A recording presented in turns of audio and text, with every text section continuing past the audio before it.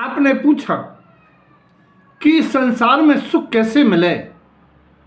देखो भैया, हकीकत बात तो भगवंतों की वाणी के अनुरूप आचार्य गुरुदेव ने कहा है, संसारे भय दुखा नहीं। एक जगह कहा है संसार दुखम जनरव्यक्तम। इसका मतलब है वास्तव में जिसे सुख कहा जाता है, यानी जिस सुख के बाद दुख नहीं होता है, तृष्णा चाहे आकुलता नहीं होती है, जो सदाकाल रहने वाला है, वो सुख तो संसार में नहीं है। लेकिन संसार में सुखाभास को सुख कहा जाता है। उसकी अपेक्षा से हर प्राणी सुख चाहता है, लेकिन ये नहीं जानता है कि सुख हमारे चाहने से नहीं मिलता है। सुख का साधन है साता वेदनी कर्म का उदय और प्राणी का सम्यक ज्ञान।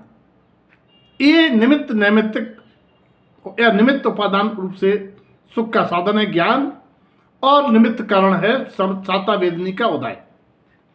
इस बारे में मेरा नजरिया ये है कि प्राणी को अतीत में जो कुछ भी घटित हुआ, प्रारब्ध पाया, वास्तव में उस प्राणी को पहले से कुछ मालूम नहीं था।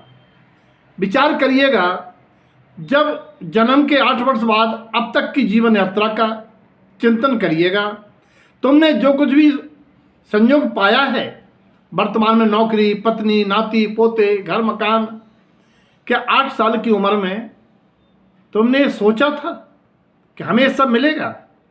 या जिनको राजकुमार के बाद भिखारी पर्याप्त मिली, उनने कभी ये सोचा था? इसका क्या मतलब हुआ? इसका मतलब ये हुआ कि ये सब न तो तुम्हारे करने से हुआ, और ना वो राजकुमार से भिखारी बना, ना उसके करने से हुआ। ये जीव के जन्म जन्म के सत्ता में पड़े हुए कर्म के उदय के अनुसार घटित हुआ।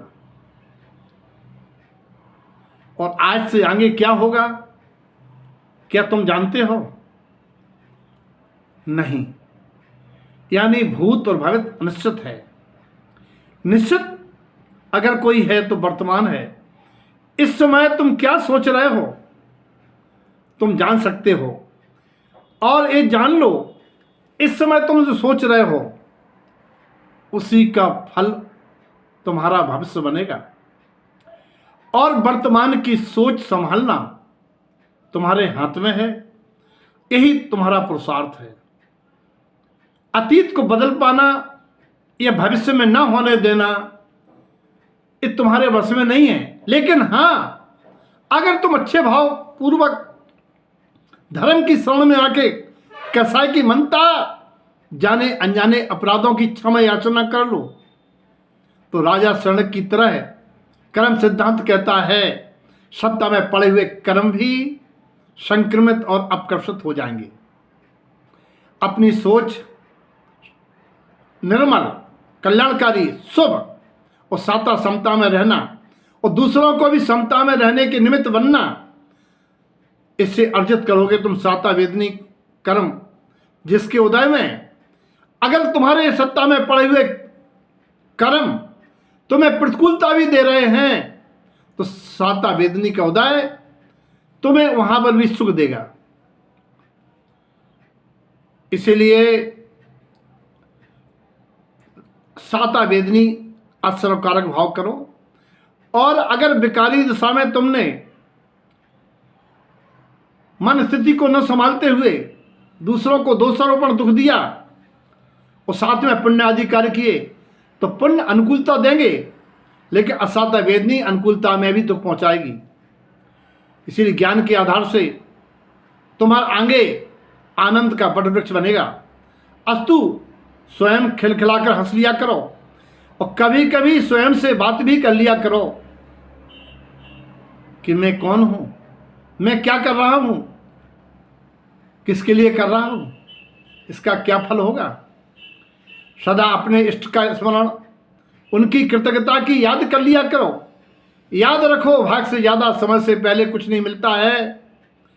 आज जो कुछ भी मिला है, ये बड़ों का आशीर्वाद परमात्मा की कृपा और हमारे अतीत के शुभ भावों का फल है।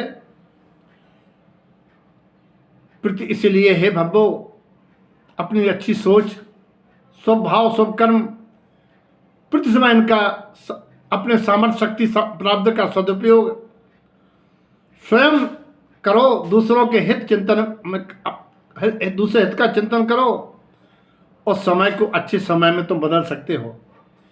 जीवन दो तरीकों से सुखद बनाया जा सकता है। पहला कि तुम जो तुम्हें पसंद है तुम उसे प्राप्त कर लो, अथवा तुम्हारे पास जो प्राप्त है तुम उसी को पसंद कर लो। दूसरी बात, सुख की तलाश में प्राप्त को बदलना चाहता अज्ञानी और सोच बदल लेता है ज्ञानी। इसीलिए है भैया, भूमि नहीं बदलो, भूमिका बदलो। स्वभाव को जीतने से अभाव मिट जाता है। इसीलिए सुख दुख का आधार प्राणी की सोच है। घटना परिस्थिति एक हो सकती है, लेकिन नजरिया लोगों के अलग अलग होते हैं और वह पूर्वाग्रह और होनहार के अनुसार होते हैं। सोच में प्राणी की अवधारणा और सामने वाले की भावों की ठोकर ये भी कारण बनती है। इसीलिए है भाई, तुम जान लो कि महत्वपूर्ण दृश्य नहीं दृष्टा है, ज्ञेय नहीं ज्ञाता है, नजर नहीं नजरिया है। नजरिया अपना अपना।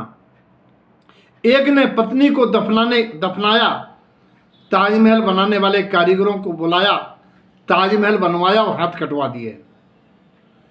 लेकिन ऐसे लोग कम हैं जो अपनी प्रेम की निशानी की जगह को राम से तो रामेश्वर स्थान बनवा देते हैं, और जिसका निर्माण पत्नी को वापस लाने हेतु किया गया था उस सेतु बनाने वालों के हाथ नहीं कटवाए गए, बल्कि भक्तों का मान और सम्मान रखा गया और स्थापना में भी बैरी को आमंत्रित किया गया और बैरी से विनय की गई।